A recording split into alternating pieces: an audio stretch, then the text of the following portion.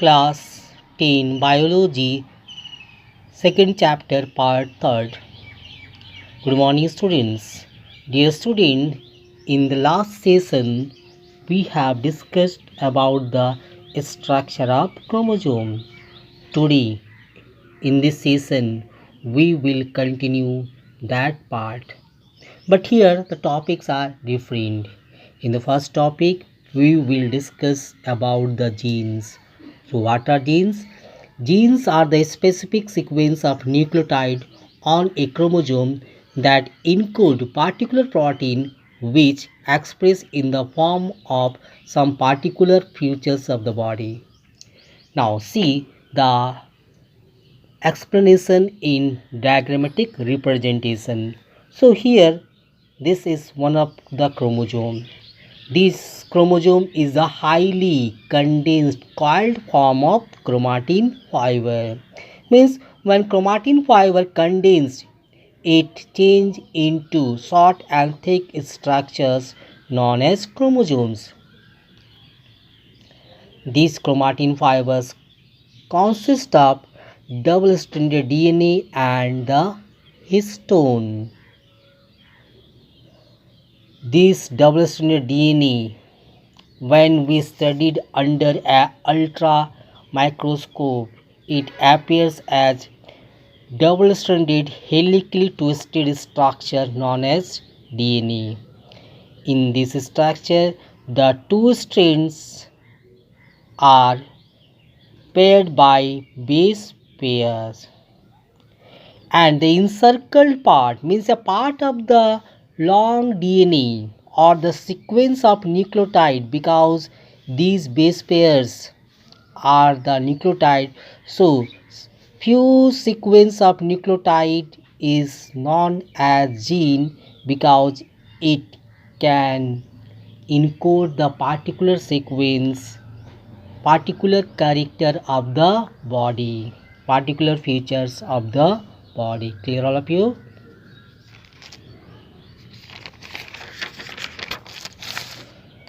Now this is the separate topic, not in syllabus, but we should know. DNA fingerprinting.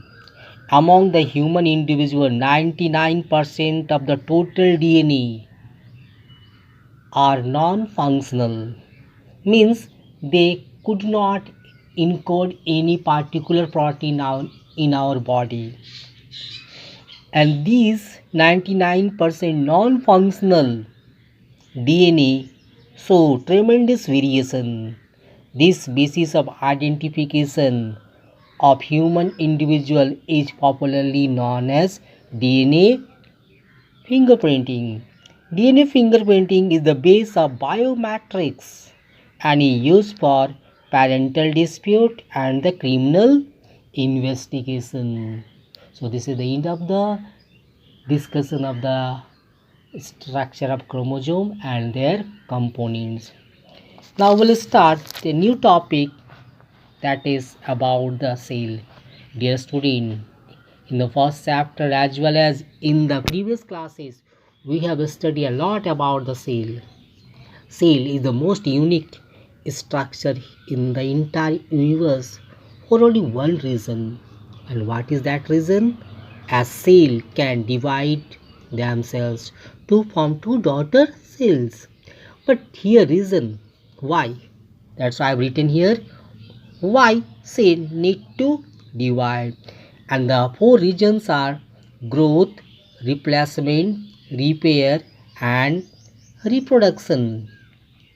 If we discuss one by one, then if plant extend their height, if some body cell increase diameter in all the sides, then it is due to the addition of more and more new cells in the body. Thus, growth and development takes place. Replacement. Some cells in our body, for example blood cells, do not able to divide, and they have a limited lifespan. If they have a limited lifespan, then how they can extend their life? So this is possible by the replacement. of old blood cells by the new blood cells that are produced from the bone marrows. Third, repair. Do we have if we have some injury, that injured part is repaired by the addition of new cells. And third, last, reproduction. This is the most critical, most unique properties of a cell. Means cell can reproduce, but how? This is possible by two different ways. First, mitosis and the meiosis. If our body cells divide, these body cells divide for the growth and development. And body cells, also known as somatic cells, reproduce by means of mitosis, where the chromosome number in the daughter cell remains the same. But when meiosis takes place, that is in the reproductive cell, germ cells, one parental cell reproduce into four daughter cell. But there in meiosis, two sequential division of meiosis takes place. In the first division, that is in meiosis 1, two daughter cell. Further in meiosis 2, more two daughter cells are produced. Thus, ultimately, four daughter cells are produced. In meiosis, chromosome number is reduced. Now, this is explained in a new topic, that is cell cycle. Divide, grow and redivide. For physical splitting of a cell into two daughter cells, it performs various tasks such as growth, synthesis, materials like RNA in an organized, predictable series of events, which is called cell cycle. In short, cell cycle is a series of events that takes place in a cell, leading to the duplication of DNA and subsequent division of cell to form two daughter cells. A cell cycle consists of two phases. First, interphase. This is the non-dividing phase, the first one. And the second is the M phase, dividing phase. Interphase, also called resting phase, but in reality it is not true, as the cell is quite active in synthesizing more and more DNA. Interphase has three subphases. These are first growth phase, G1 phase, synthesis phase, S phase, second growth phase, that is G2 phase. M phase, also known as division phase or mitotic phase. This phase further divide into two phases, and the first two phases are karyokinesis. This is known as division of nucleus, and the cytokinesis, that is the division of cytoplasm.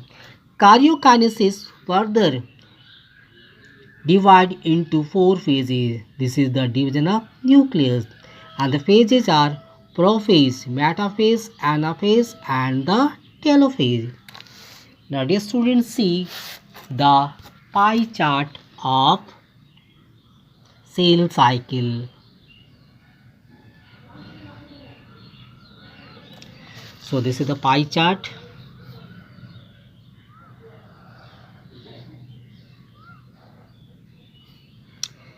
Here most of the part in this circle is occupied by resting phase or interphase. So this is the interphase, and this is the M phase, very short time. Interphase further divide into three phases. First growth phase, that is G1 phase, S phase or synthesis phase, and the Second growth phase, that is G2 phase. M phase, also known as division phase, further divide into four phases that are prophase, metaphase, anaphase, and telophase. Prophase, metaphase, anaphase, and telophase. In other words, interphase, also known as phase before and after the M phase, where a cell cannot rest, because it is also known as resting phase, but cell cannot rest. Here the cell prepare themselves for the next division, that is the M phase. M phase is the phase where a cell divide to form two daughter cells. The two daughter cells thus produced after M phase are small in cytoplasmic mass and less number of chromosome, or less unit of mass of chromosome. So here in the interphase, they are preparing themselves for the next division. Dear students, in the next class we will discuss it, that is cell cycle, in more cleared way. Bye.